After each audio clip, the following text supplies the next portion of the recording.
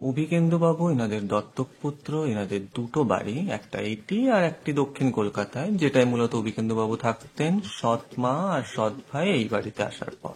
ইনাদের সাথে আসলেন নকুল বাবু, কিন্তু ঝিমলি থেকে গেল ওই বাড়িতেই, কারণ এই বাড়িতে শরবেন্দু বাবুর থাবা। তারপর আস্তে আস্তে অভিকেন্দু আর ঝিমলির প্রেম, বিয়ে, কিন্তু শরবেন্দু বাবু থামলেন না। ওই বাড়িতে যাতায়াত বাড়তে থাকলো। ঝিমলি মুখ খোলার হুমকি দিল, তাই ঝিমলি টপকে গেল, আর ঝিমলির সাথে অভিকেন্দু বাবুকেও টপকে দেওয়া হলো। আর নকুল বাবুকে বলা হলো যে তার বোন অভিকেন্দু বাবুর অত্যাচারে আত্মহত্যা করেছে। কিন্তু এই রঞ্জনের হাতে মাছের মাথা, চাল, এগুলো মুড়িঘণ্ট অভিকেন্দু বাবুর প্রিয়, ঝিমলির হাতে বানানো। আর রঞ্জনের মৃতদেহের হাতে তারই উপকরণ, খুনির যুদ্ধ জয়ের ছিল। এবার না ম্যাডাম, আমারই মুড়ো ঘন্ট বাকি যাবে।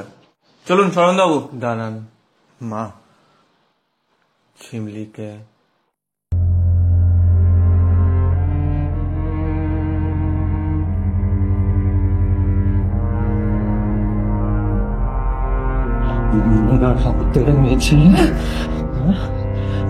বিয়ে করতে সব না, এখন আমার ছেলে থেকে না, আমার ছেলের চরিত্র খারাপ, শরবেন্দ্র চরিত্র খারাপ। কিন্তু এই ডায়েরিটা রঞ্জনের কাছে এলো।